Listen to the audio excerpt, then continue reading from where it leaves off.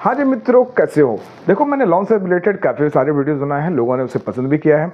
लेकिन उन वीडियो में से एक कॉमन सवाल रहता है कि अगर मैंने किसी बैंक से लोन ले रखा है तो उसका होगा क्या? ये कॉमन क्वेश्चन रहता है। मैंने हर वीडियो में ये बताया है कि किस प्रकार के लोन को आपने लिया है। अगर आपने एनबीएफसी से लिया है अनसिक्योर लोन या फिर सिक्योर लोन लिया है तो उन परिस्थितियों में क्या होना है, वो सारे सवाल को मैंने पिछले वीडियोस में सॉल्व किया है और लोगों की परेशानियों को ख़त्म करने की कोशिश भी की है। लोग कहीं ना कहीं संतुष्ट भी नज़र आ रहे हैं। लेकिन आज एक अहम मुद्दा है कि अंततः अगर लोन लेने के बाद आखिर बैंक क्या कर सकती है और आपके साथ ऐसा क्या हो सकता है, ये कॉमन क्वेश्चन है। देखो, इसी समस्या से लेकर आज मेरे वीडियो है। मेरे वीडियो पर बने रहो, अंत तक स्किप मत करना ताकि आपको समझ में अच्छे से आगे स्किप को समझ नहीं पाओगे। और अगर वीडियो पसंद आया है तो मेरे चैनल को सब्सक्राइब करके वीडियो को लाइक करके अपने दोस्तों को साथ शेयर भी कर देना। वीडियो पसंद ना आए तो उसको डिसलाइक भी कर सकते हो। चलो मेन मुद्दे पे बात करते हैं। आखिर अगर आप लोन ले लेते हो किसी बैंक से तो वहाँ आपकी परिस्थिति क्या हो सकती है और आखिर बैंक आपका क्या बिगाड़ सकती है। देखो, सबसे पहले इस चीज़ को ध्यान दो कि आपने लोन किस प्रकार का लिया है, सिक्योर लोन लिया है कि अनसिक्योर लोन लिया है। सिक्योर लोन का जो एसेट्स है उसमें आपने क्या दिया है। सिक्योर लोन लेते समय आपने घर को गिरवी रखा है, अपने गोल्ड को गिरवी रखा है या फिर किसी भी प्रकार का एफडी आपने करा के रखा है बैंक में।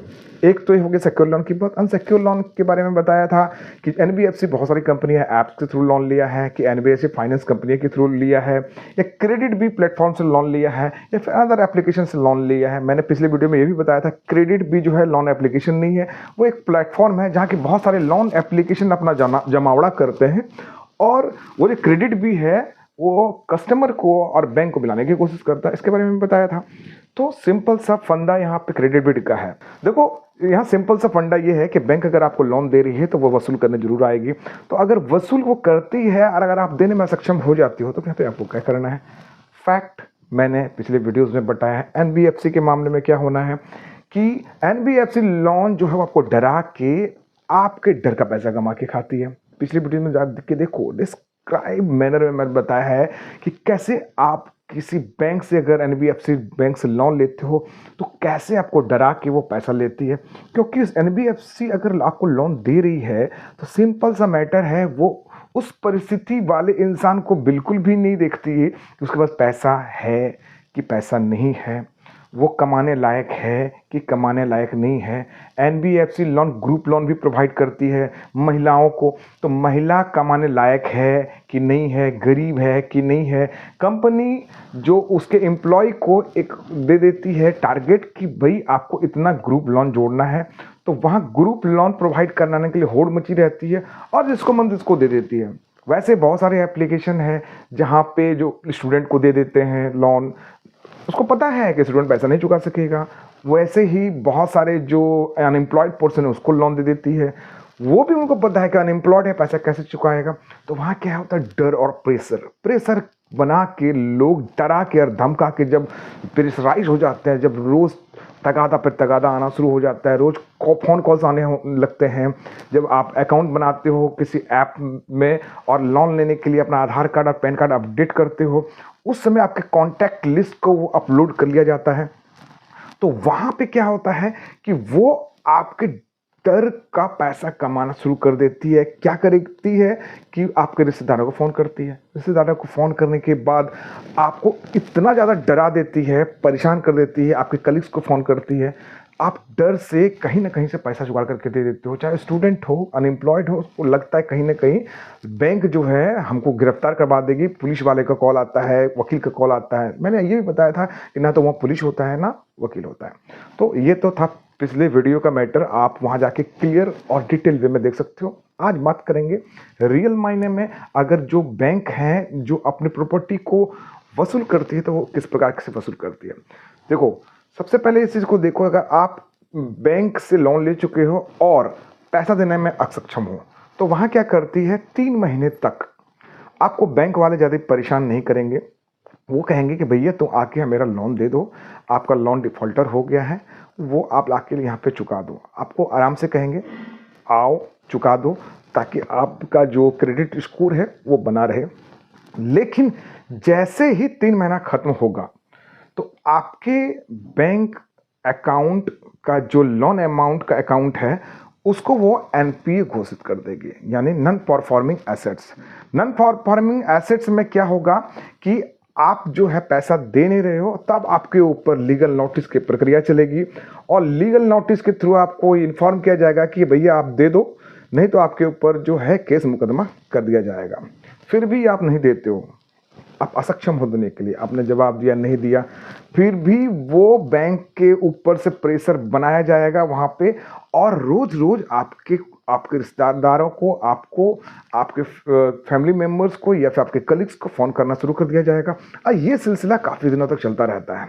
आप पर केस मुकदमा तब तक भी नहीं होगा, वो सिर्फ डराने का काम करेगी ताकि जल्दी से जल्दी लाके आप उसका पैसा दे दो विद इंटरेस्ट, और वहाँ कंपाउंड रेट ऑफ इंटरेस्ट बढ़ता जाएगा। और फ्रस्ट्रेशन में जब आपके पास देखोगे कि 5 का 25,000 हो गया है, तो फ्रस्ट्रेशन में बहुत सारे लोग भगा जाते हैं और उनको लगता है आखिर मैं क्या करूँ, डर भी जाते हैं, सहम भी जाते हैं। नॉन परफॉर्मिंग जब ये एसेट्स हो जाता है तो लोग डरे रहते हैं, सहमे भी रहते हैं, कंपाउंड इंटरेस्ट देख के घबरा भी जाते हैं, भाई 5,000 का लोन लिया था 25,000 हो गया। तो ऐसी स्थिति में वो सब करते क्या है, इसी चीज़ का वो फ़ायदा उठाते हैं। और कभी कभी लोग जो डर सहम के कुछ न कुछ अपना कर लेते हैं, गलत तरीके को अपना लेते हैं, या फिर कहीं ना कहीं अपने आप को नुकसान पहुंचाते हैं। तो ऐसी स्थिति में आपको डरना नहीं चाहिए। आप ये समझो कि आपके ऊपर जब एनपीए आपका अकाउंट का होता है, इसके बाद कुछ दिनों तक वो कुछ भी नहीं करेंगे। जब आपका 180 दिन खत्म हो जाएगा, तब वो आपको सेटलमेंट का ऑप्शन देंगे।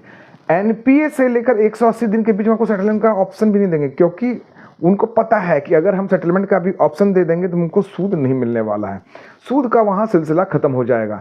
तो यहाँ वो ये दबाव बनाते रहेंगे कि भाई आप हमको सूद समेत पैसा वापस कर दो, और केस मुकदमे से संबंधित आपको डराने की कोशिश करेंगे कि भाई अगर नहीं दोगे तो केस मुकदमा कर देंगे। ये आपको अक्सर धमकियाँ आती रहेगी, आपको बताया जाएगा कि ये फलाना केस हो चुका है, ये नोटिस भेजा जा रहा है, ये केस का नंबर दिखाएंगे, ये आपके साथ ये हो रहा है, वो हो रहा है, फलाना ठिकाना जो भी है अपना वो दिखाना शुरू करेंगे। लेकिन जैसे 180 दिन का खत्म होता है तो वहाँ आपको सेटलमेंट का ऑप्शन दिया जाएगा, तब वहाँ जाके आप सेटलमेंट कर सकते हो।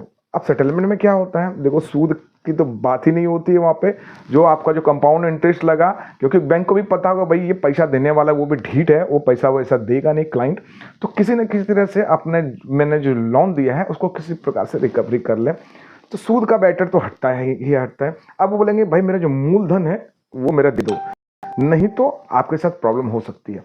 तो यहाँ ये समस्या होती है।